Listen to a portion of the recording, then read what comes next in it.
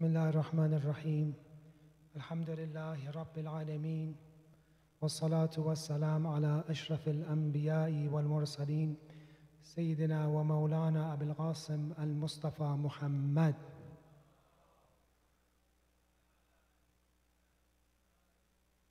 وعلى أهل بيته الطيبين الطاهرين ولعنة الله على أعدائهم إلى يوم الدين. One of the invalidators of fast, we're going over the invalidators of fast, is immersing one's head in water. At one time, the entire head goes under water, not that it is half of the head, it gets immersed, and then later on another half. One half completely together gets immersed under water. That is an invalidator of fasting. Now, there's difference of opinion with some of the scholars regarding this issue. Some of them have said it is truly an invalidator. You cannot do it. It makes your fast void. Some have said that they don't have an opinion, that they have done ihtiyat and it's a matter of precaution.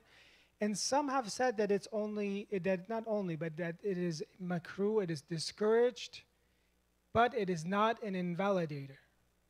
So you are allowed to do it. You're allowed to put your head underwater according to one of the opinions of the ulama, but it's discouraged.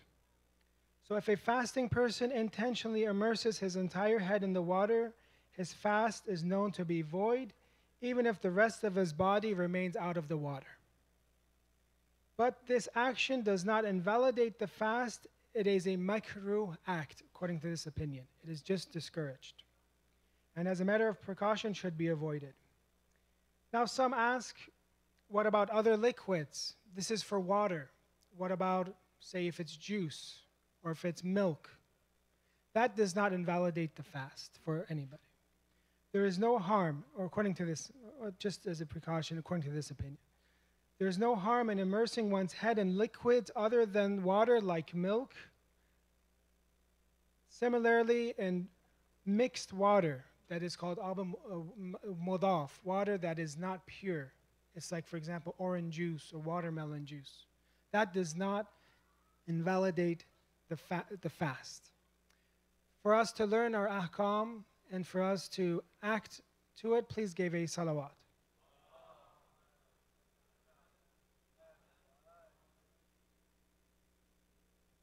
In the sermon that the Prophet gave before the month of Ramadan, it was in the month of Sha'ban, the Prophet gives a speech.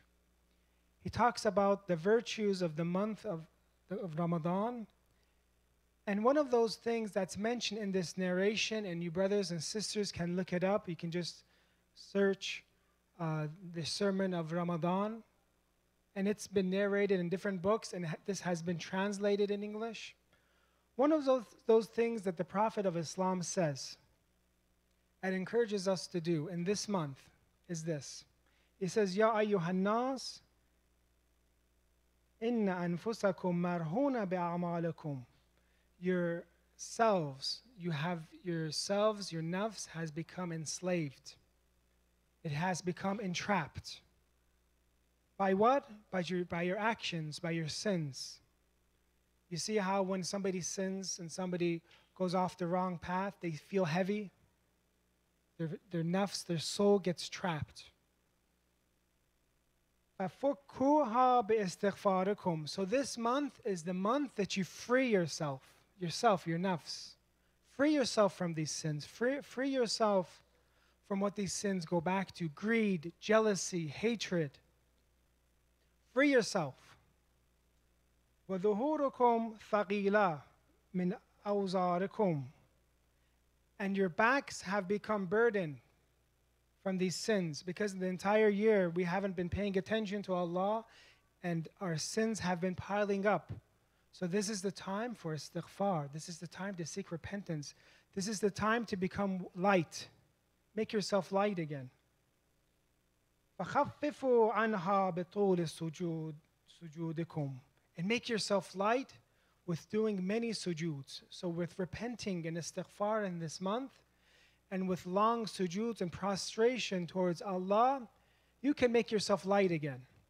You can make that heavy burden that's on our shoulders, that's on our backs. And I'm sure you've been feeling this, brothers and sisters, that as this month has been progressing, what's been happening to our soul? What do you feel? You feel lighter and lighter and lighter because sins weigh us down. But not only do sins weigh us down, these sins that we do, these actions that we have, they come back to attributes that we have. There are certain attributes in us that give us our shakila, our form, right? And those actions come back to these attributes. For example, the attribute of being greedy. Somebody has greed, and he doesn't care too much. He doesn't care too much to remedy this attribute. So in it, it grows. Inside him, it grows. Greed grows and grows. Therefore, his actions, his life starts becoming controlled by greed. He becomes a slave of himself, not a slave of Allah. See, the religion of Islam is a religion of freedom, hurriya, that we are freeing ourselves. And if we don't free ourselves, and if we don't pay attention to those attributes that are inside us, it will enslave us. As if I'm saying either we become a slave of ourselves or we become a slave of Allah. There's only two paths.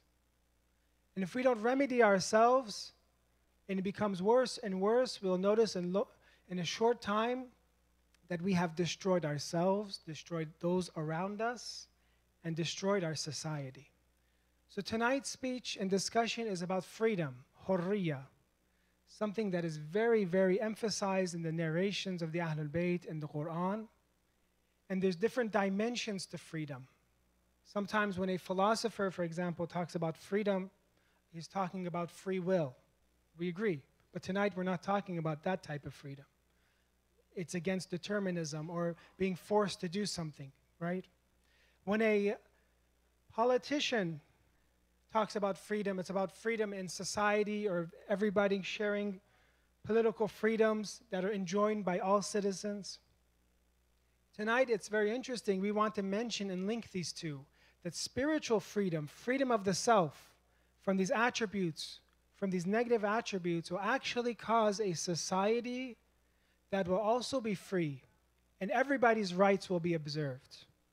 Because one of the most important things for a society to thrive is that it remains free.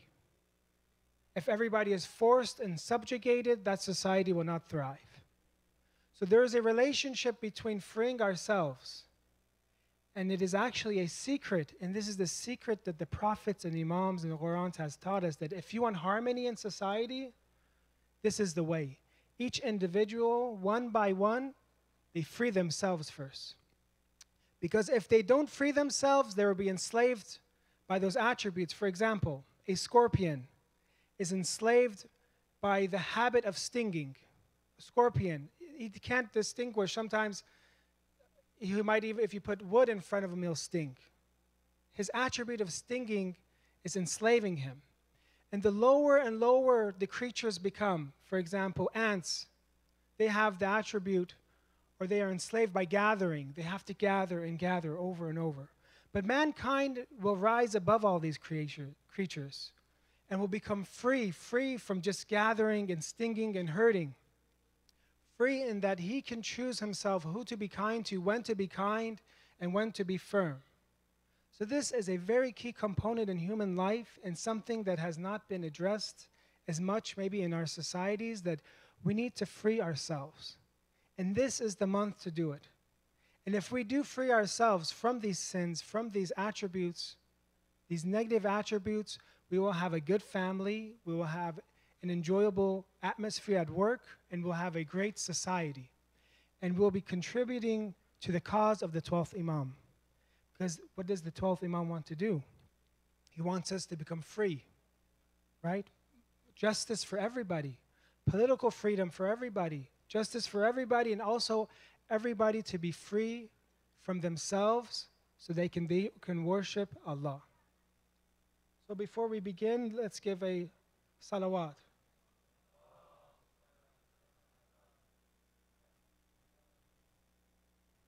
This relationship between freedom, hurriya, and a society that oppresses, a society or group of people that deprive others, has been something that's been going on in history for a very long time. You imagine in history, when you look at the first man, or look when he wants to cut a tree down, for example. He wants to cut a tree down to get firewood.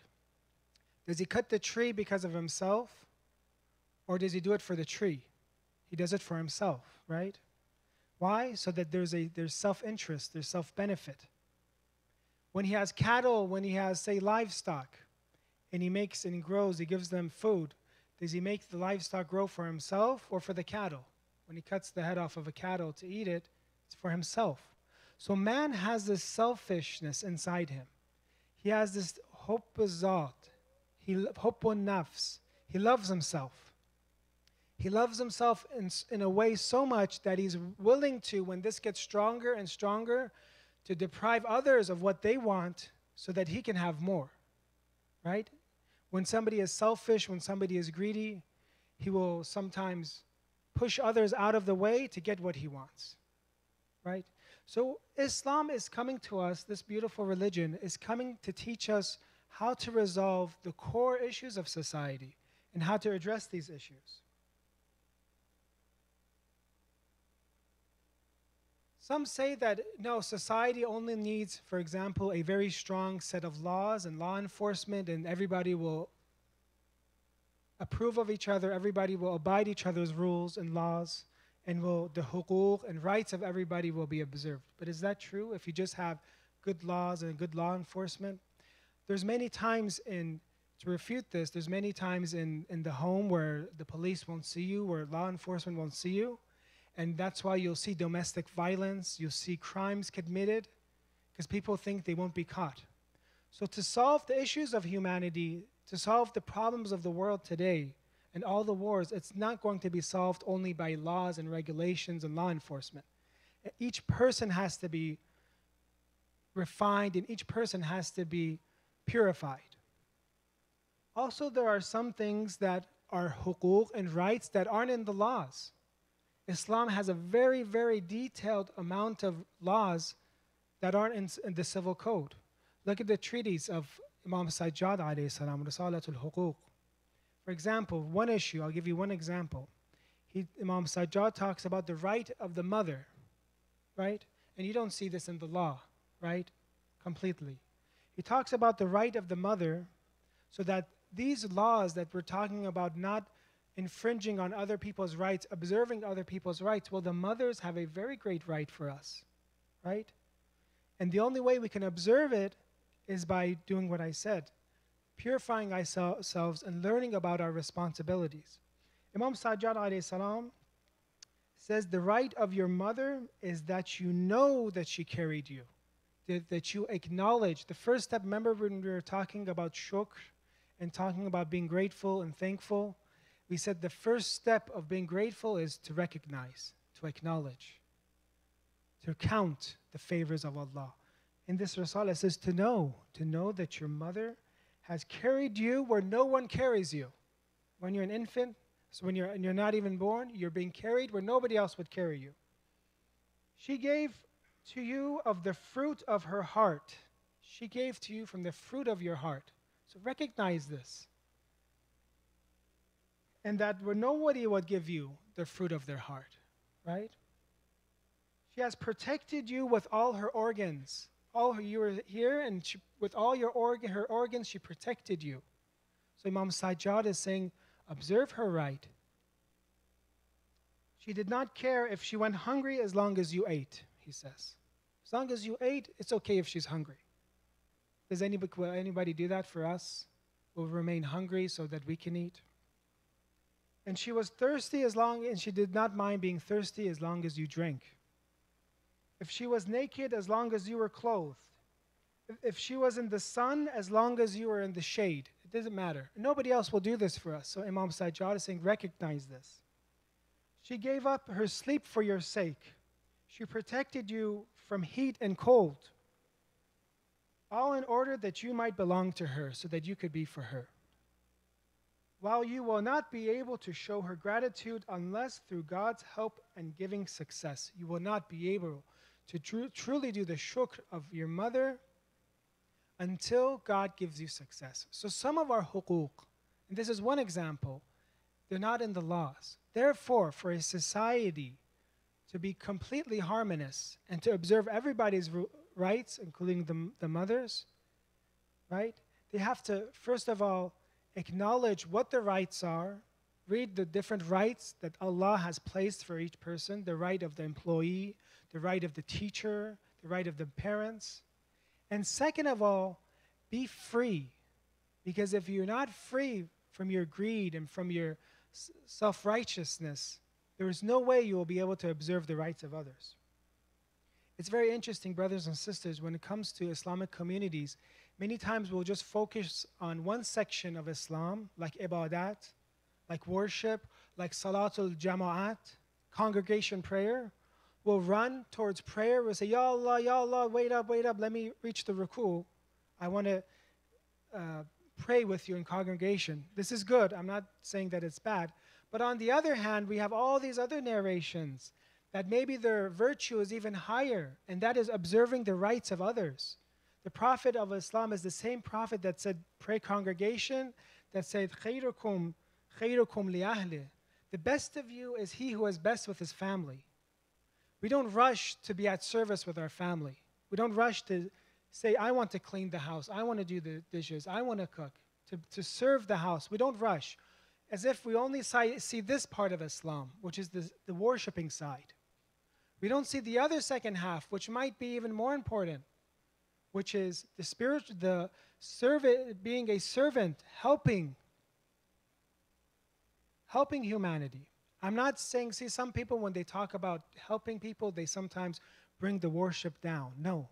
This worship itself purifies you and makes you ready to be at service.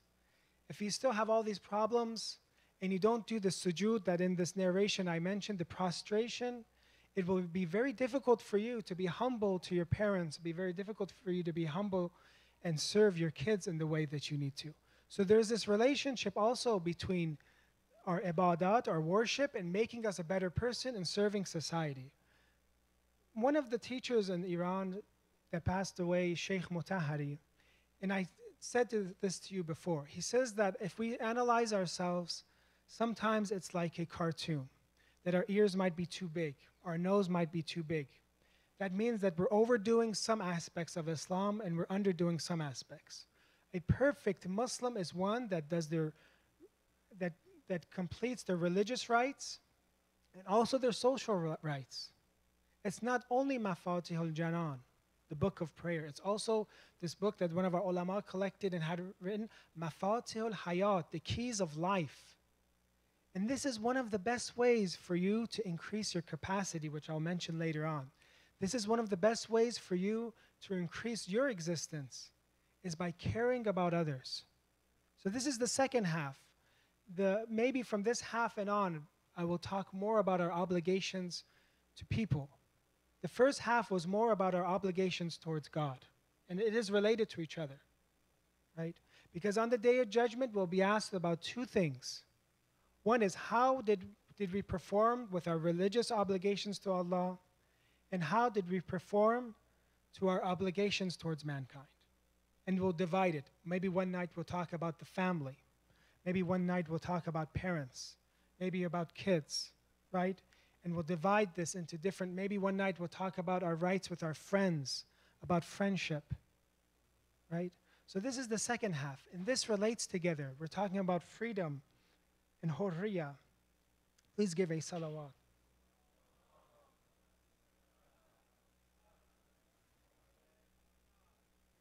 Brothers and sisters, these attributes that I mentioned, we have to, each and every one of us, and I'm telling myself this first, see what we have, what problems do we have, what negative attributes we have, and resolve them. Work and try to take them out. If you're jealous, what's the root of this jealousy? Why are you jealous, right?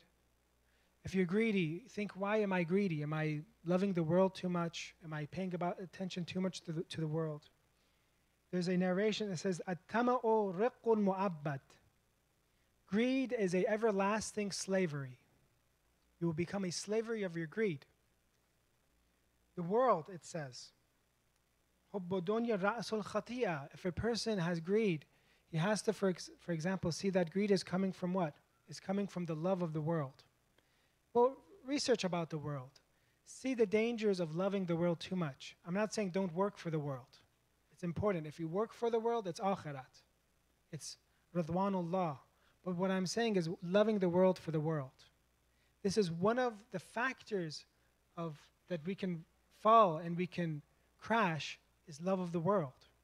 So each one of these attributes that we have, like greed, for example, it comes back to love of the world, and then we can practice ourselves. Some of the ayahs of the Quran says, don't look too much at the beauty of the world. If you look too much at the world, your heart will intake whatever your eyes see. You keep seeing and reading and hearing, your heart will take it in. Will take it in and start to like it and like it more. Right? So this is what the ulama and the urafa have done. They have analyzed themselves and done muhasabah. They have calculated and analyzed themselves to see what attributes do I have. Am I selfish? Am I jealous? Do I have hatred? And then, very courageous, they fought against these attributes.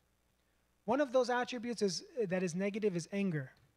And it happens to many of us that we get angry, and if somebody doesn't conquer this negative attribute, they could end up killing somebody. They could end up hurting somebody. I'll give you an example. Ayatollah Burujerdi was one of our famous maraji and ulama.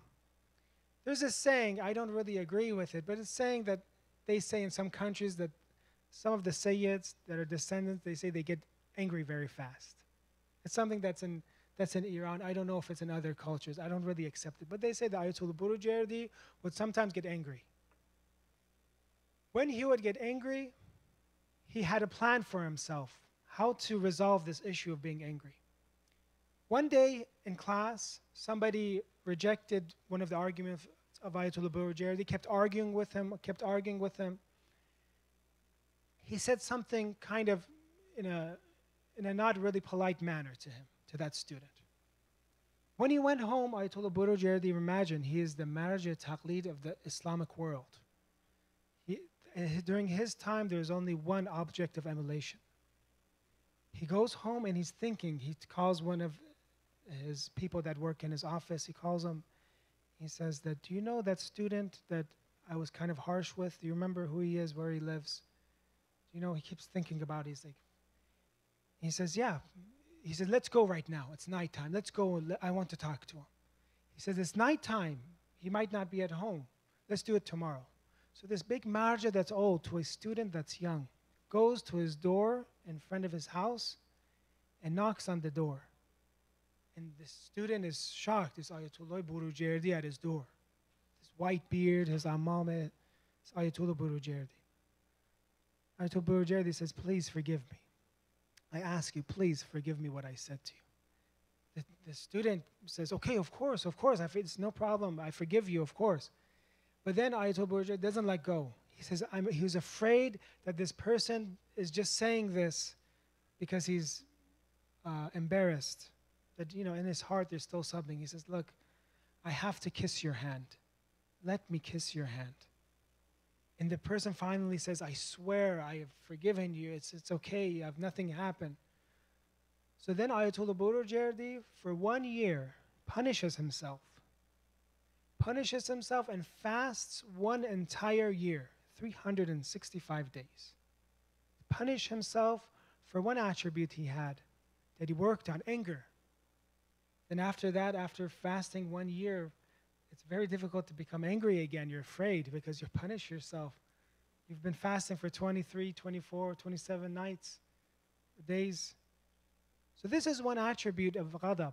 And this is one factor that you see in the life between husband and wife, something that if we conquer it, we can resolve a lot of our issues, this anger. Anger almost brings us to kufr, the narration says, to disbelief. You can almost kill somebody with anger. So this is one attribute, and our actions come from these attributes. And we have to analyze ourselves. One of the problems with us, brothers and sisters, is that we don't like to truly analyze ourselves. If it comes to one of your friends and they say, okay, criticize me, You'll be very easy. Okay, this is your problem. This is what you do. You have all these faults. But now if you say, what's my own faults? What do I need to work in? It's very difficult. You don't like to. You'll say, no, no, no, you're fine. You've been fasting. Shaitan comes to your nafs. You're fine. You're perfect. You're good. You smell great. Everything's perfect with you. You don't like to analyze yourself. Muhasabah is something that also needs insaf. Somebody needs to be fair. And that's why the narrations say, judge yourself before they judge you. Because if we don't judge ourselves and we don't look at the root of our problems, the day of judgment, they will bring it out. Atom by atom, Sayyid. They will bring it out of us. Another issue that we see that this affects hurriyat, freedom, and these spiritual defects that we have will cause problems to society, will cause problems for our family, is insaf. Sometimes we're not fair. Many times we're not fair. That's why it says a mujtahid, a judge, has to be adil, has to be just. When we get into arguments, are we fair with our family members, say with our spouses? Or do we always want to say we're right? The truth is with me, I'm always right. Let me give you a story about insaf and being fair and see what level that some people have reached. One of our big ulama, his name was Ayatollah Sayyid Hussein Kuh-Kamari. Sayyid Hussein Kuh-Kamari. He lived in Najaf. He studied in Najaf. He taught in Najaf. He had a class that many people attended, many students attended. He lived during the time of Sheikh Murtaza Ansari. You've heard his name probably, right? Sheikh Murtaza Ansari, which they call the final of the ulama, the final faqih that we have is Sheikh Ansari. During his time, Sheikh Ansari was a sheikh that was not that well known. Maybe had 3 students, right? Sheikh Ansari. But Ayatollah Kuh-Kamari had many students. Sheikh Ansari's class was right before Ayatollah Kuh-Kamari's. Maybe with 3 students, Ayatollah Kuh-Kamari with many students. One day, Ayatollah Kuh-Kamari was forced to stay in the masjid, and he observed the teachings of Sheikh Ansari. He listened, and he's like, wow, this guy is very knowledgeable. He's just listening. He's a teacher, and he's a teacher. He's just observing. Oh, no, he is very knowledgeable. The next day, he comes again. Ayatollah Kuh-Kamari comes to the lessons of Sheikh Ansari, who is, I told you, is an unknown sheikh. Just maybe with 3, and the way he dressed wasn't a very, very flashy or is a very humble way of dressing. And then he notices, no, Sheikh Ansari is very knowledgeable. He's very knowledgeable. And the 3rd day, he observes the lessons of his fellow teacher, who was much, according to that time, smaller and insignificant to him. The 3rd day, again, he observes, and then he gets certain. He says, no, he is very knowledgeable. He comes to class. The time period right before Sheikh Ansari is his class is about to go to recess or go into to be finished. He tells his students, Ayatollah Kuh-Kamari, he says, today I have noticed that there is somebody that is more knowledgeable than me. I am going to sit in his class, and I want all you, the students, right now to stand up with me and sit in his class. So Ayatollah Kuh-Kamari stands up, and they all attend the lessons of Sheikh Ansari, who only had 3 students. This is called insaf. When you know somebody is better than you at something, you give them the right. When you're arguing with somebody and they know right is with them, you say, okay, haqq is with you. Right? You don't keep arguing. Right? So these are attributes that we have, that if we don't have insaf, we'll do dhulm, we'll have oppression, we'll be transgression.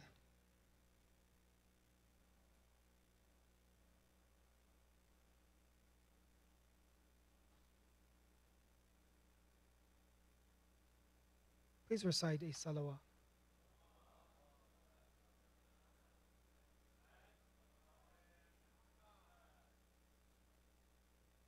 See, brothers and sisters, if we don't fix these issues that we have in the month of Ramadan, and we all have them, if we analyze ourselves, imagine it's the day of judgment and they bring us, because we will be raised in that form, that shakila that you have, you'll be raised with it. You'll look. They say in the day of judgment, sometimes we're more afraid of ourselves than anybody else. We look at ourselves and we see the reality of what we've caused and we become afraid. So if we don't analyze ourselves, we can let go and it can be very dangerous for us. One of the best ways to increase the blessings of Allah, one of the best ways that Allah, as we said in this month, is showering His blessings, is rain, and it's coming. And each person has a capacity, has a volume, a cup, a pitcher, a pool. Each person has a volume, and it will be filled up according to their volume. We said that being grateful is one of those things that increases somebody. In shakartum la'azidannakum. You yourself will be increased. Your volume will be increased. You'll become an ocean, right? Instead of being a cup. Because it's showering in this month. One of the other things we can do, so being grateful is one step, and we talked about the different steps of being grateful and being a shakir and being helpful, and we said that if you're not grateful, blessings will not come to you anymore. It'll be like indigestion. More ni'mats will come, but you can't digest it, so it hurts you. Those ni'mats will turn into niqmats. Those blessings will turn into curses. We talked about that. But another thing that you noticed great people do, and to increase who they are, increase their existence so they can receive more blessings of Allah, are those that don't only think about themselves, those that think about others. Because a person that only thinks about himself is short-sighted. He only sees himself. But a person that sees others, he is long-sighted, he is far-sighted, and Allah will give him more blessings because his existence is now greater. His volume is greater now. So one of the keys to increasing our spirituality in this month is about thinking about others. There's this narration. See, brothers and sisters, some people think that if they cut corners, they take somebody's right, they rip somebody off, they work, but they don't perform their job well, they cut corners, they think that their rizq and their provision and their money will be higher. But it's actually the opposite. I'll read this narration for you. It says, Man habasa an akhihi al-Muslim shay'a. If somebody prohibits from his brothers a right, حرم الله عليه بركة الرزق. Allah will prohibit for him the barakat and the continuation of rizq, the long-lasting effect of rizq. So if you take somebody's right away, immediately you're taking away your own rizq. Your rizq was this much, now it's going to be this much. Right? So this is some of the effects of cutting corners, of hurting people.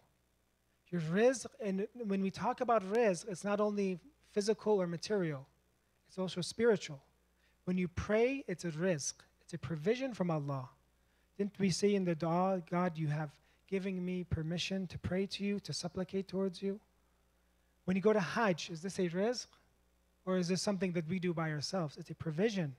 That's why we do, in this month, you see there's so many du'as, give me Hajj Baytik al-Haram, give me Hajj. It's a rizq. When you do salat, it's a rizq. When you're grateful, it's a rizq. So our spiritual and our physical benefits and blessings are all rizqs. And when you hurt somebody and you take his right away, you're stopping the rizq from happening to you. You're blocking your own rizq. You're shooting yourself in the foot. And it was the opposite. People that have helped and have thought about, look at Imam Ali alayhi salam, look at Imam Hassan, look at the Ahlul Bayt, how they have helped people so much, and look at their existence. And look what happened to them. So this is the outlook that we have, is that if we hurt other people, if we take away their rights, and this is an outlook that we should have, and this is an outlook that I believe that Islam resolves. If we want harmony in society, we should conquer our own bad traits and also have this vision and have this outlook that the more you help people, the higher your own rizq will be. And you've all seen it. They call it karma sometimes in material. If you help somebody, it'll come back to you. But also, it's much more deeper than that. It's not just, it's deeper than the philosophy that's in Asia. This is something that yourself, your capacity and your volume itself will increase. So conclusion, to conclude what we've been saying tonight, we talked about freedom and the relationship between freedom of ourselves, spiritual freedom, if you call it, hurriyat, and freedom of society. And the answer that Islam is giving, that if you want a perfect society, you need perfect people. And if you have a society that is not trained, that is not purified, they're as if like wild animals, like dogs. If you have a wild dog, eventually you'll be bit, right? And the Prophet says about people that love the dunya, that didn't control their love of the dunya, ad-dunya jifa talibuha kilab. The world is a dead body. Those that seek it are wild dogs. Those that go after it just for the world. Those that just love the world. Not those that want to provide for their family. No. Those that just love the world. They're like dogs. So if you live in a society full of dogs, you will be bit. Right? So to resolve these issues in society, we need spiritual freedom. We need to investigate, analyze ourselves, see what traits we have. Then from there, we can truly respect others and we can set ourselves free. Setting ourselves free is one of the final goals of Islam, is that you separate yourself from temptations, from the slavery of your own sins. I'll give the final narration tonight that basically wraps it up, and this narration can conclude tonight's discussion. It is from Nahjul Balagha. Imam Ali alayhi salam says that this world is a place of transit. We're going to transit. We're not going to stay here. 70, 50, 80, 90 years we're going to be here.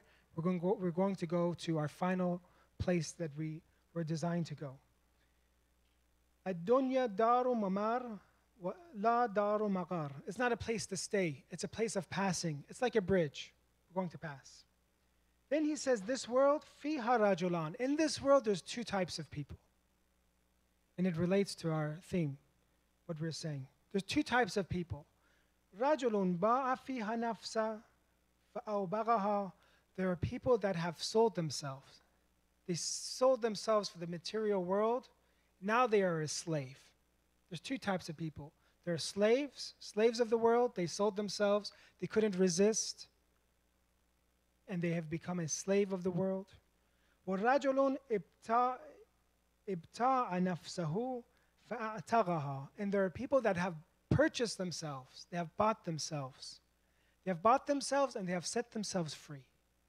And if you realize your existence, how important you are, you will purchase yourself and you'll buy yourself. You won't sell yourself. If you sell yourself, you'll become a slave of the world. You'll become everlasting slave, and then you'll become a slave of the hellfire. But if you look at the value that you have, the potential that you have to be Khalifatullah, the successor of Allah in the world, you will set yourself free. You won't have any problems. You won't have any greed, any jealousy, any hatred. Your life will become tayyib. Your life will become beautiful. You will be at peace. I'd like to ask the brothers and sisters to dim the lights. When we talk about freedom, from the Ma'asum, who do we think of the most? Santum, Imam Hussein. He fought for freedom. Not only for people to not be subjugated by oppressors, but also for the freedom of the spirit, the freedom of the soul. This is the famous statement from Imam Hussein that you brothers and sisters all know. إِن لَمْ يَكُنْ لَكُمْ دِينٌ وَكُنْتُمْ لَا تَخَافُونَ الْمَعَادِ. If you don't have religion, if you don't fear the hellfire, فَكُونُوا أَحْرَارًا فِي دُنْيَاكُمْ. At least be free. If you don't want religion, it's okay. At least be a free person. When did Imam Hussein say this? Imam Hussein alayhi salam, they say, said this when his head was on the dirt of Karbala, and the enemies were getting ready to attack the tents of the children of Imam Hussein, the wives of Imam Hussein, the family, the Ahlul Bayt of Imam Hussein. He would look up, even though he didn't have energy, he was hit, stricken by swords. But he told them, at least if you don't have religion, at least be free. As if he's saying this, don't attack my kids. Don't attack my family while I'm alive. Kill me first. Make me a martyr first. Then you can, then do whatever you have to do. Be a free man. A free man does not hurt his family members in front of their father. And one of the best generals of Imam Hussein, that when we go to Karbala, and I heard tonight people, they have sick people. They have people that need dua. There are people that have passed away in our family. Tonight is the night, the 10-year anniversary of my mother's death. We read this rosa, and I ask you to do dua for her soul. It is the name of Hadrat Abbas. When you think of somebody that was truly free, didn't have any, enslaved to any desires, any temptations, would not hesitate for 1 second to give his life for Imam Hussein, is Hazrat Abbas. This maqtal that I'm going to read for you is from Bihar. It's from a narration. It says, لَمَّا رَأَى وَحْدَتُهُ أَتَى أَخَاهُ. When Hazrat Abbas saw Imam Hussein, how alone he was, he approached his brother. وَقَالَ يَا أَخِي هَلْ مِنْ رُخْصَةٍ. Will you give me permission, my brother? Will you give me permission that I can spend my life for you? Will you give me permission that I can sacrifice myself for you, my brother? فَبَكَى الْحُسَيْنِ بَكَاءً شَدِيدًا. So Imam Hussein began to cry. He loved his brother Abbas. He began to cry tremendously. فَبَكَى حُسَيْنِ بَكَاءً شَدِيدًا. Then Imam Hussein tells his brother, don't leave, don't go. Ya akhi, he tells his brother, my brother, anta sahibu liwa'i, you are my flag bearer. Wa idha madayta tafarraga askari, and if you leave, my army will be separated, my army will be ruined. The children, the 20, 30 children of Karbala, their hopes will be gone. Ruqayya, her hope will be gone. Sakina, her hope will be gone. Because they all depended and looked to the strength of Abbas. But Abbas tells Hussein, Imam Hussein, something. He says, فَقَالَ الْعَبَّاسِ قَدْ ضَاقَ صَدْرِي.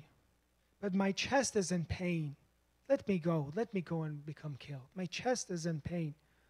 Abbas, you've only seen this part of Karbala. You weren't there when you saw the worst parts of Karbala. Your chest was in pain at this section. What would your chest have done when Shimr is on the chest of Imam Hussein? وَالشِّمْ جَالَسٌ عَلَى صَدْرِ الْحُسَيْنِ, and Shimr is sitting on the chest of Imam Hussein. What would have your chest felt then? So Abbas alayhi salam tells Imam Hussein he has to go. He says that I have to go. But Imam Hussein tells him one thing. He says, if you have to go, basically, فَاطْلُبْ لِهَؤُلَاءِ الْأَطْفَالِ قَلِيلًا مِنَ الْمَاءِ. Bring a little bit of water for these atfal, for these children. If you're going to go and become martyred, okay, go and bring some water for the children. The Ahlul Bayt were thirsty 2-3 days. They haven't had water. Not only were the little children thirsty in Karbala, when you're fasting, brothers and sisters, remember the thirst of Imam Hussein. Ali Asghar alayhi salam, a child that was radi, a child that was only 6 months old, was also thirsty. Imam Hussein says about his thirst, says, Ala tarawnahu kayfa yataladha atasha. Do you see how this child is twisting, is turning? Taladhi, which is a fish that is out of water. You see its mouth open and close, open and close. This child, his mouth is opening and closing from thirst. So Abbas goes. He goes to battle, basically. وَرَمُوهُ بِالنِّبَالِ فَكَشَفَهُمْ وَقَتَلَ مِنْهُمْ. Abbas, he was a soldier, he was a champion, he was the champion of Karbala. He kills and goes forward and it breaks into the water from those guardians of the Euphrates. He breaks and reaches the water. And it's time for Abbas. He was very thirsty. Battle makes you thirsty. It's time for him to drink water. فَلَمَّا أَرَادَ أَنْ يَشْرُبْ غرفة من الماء. He came, he took his hand, he came to drink a little bit, a little sip of the water. ذكر عطش الحسين وأهل بيته. He remembered the thirst of Imam Hussein, his master, and he remembered the thirst of the children of Imam Hussein. We're talking about freedom. He was free. فرما الماء. He threw back the water. He says, I'm not going to drink water while Imam Hussein and the children of Imam Hussein are thirsty. وملأ القربة وحملها على كتفه اليمين. He takes his jug of water and puts it on his right shoulder. He fills it up with water and takes it. But unfortunately, the enemy come and they block the path. He was going back to the tents, going back to the children of Imam Hussein, and they block him. And there is when Nawfal al-Azraq strikes Abbas. فحاربهم حتى ضربه نوفل الأزرق على يده اليمنى فقطعها. And he hits the arm of Hazrat Abbas, and his right arm falls. فحمل القربة على كتفه. Then he takes the jug, takes the water on his left arm, and they hit his left arm. Then Hazrat Abbas takes with his teeth the jug of water for the children of Imam Hussein. And there, all the hopes of Abbas is gone. When they strike it with an arrow, the jug falls. And the dreams of the thirst of the Ahlul Bayt becoming quenched goes away. There they say they also strike Abbas in the heart with a tear. فجاءه سهم آخر فأصاب صدره فانقلب على فرسه. And he falls from his horse. Brothers and sisters, as you know, if somebody does not have arms, how will they fall? How will they fall on the ground? So then Imam Hussein alayhi salam sees his brother. He says, Ya Hussein, Ya akha adrikni. Oh brother, help me. And they say Imam Hussein comes. He rushes towards his brother Abbas. فَلَمَّا أَتَى رَآهُ سَرِيعًا فَبَكَى. Imam Hussein begins to cry. He sees what happened to Abbas. And Imam Hussein alayhi salam says, Al-an inkasara dhahri. Now my back has become broken. وَصَلَّى اللَّهُ عَلَيْكَ يَا أَبَا عَبْدِ اللَّهِ.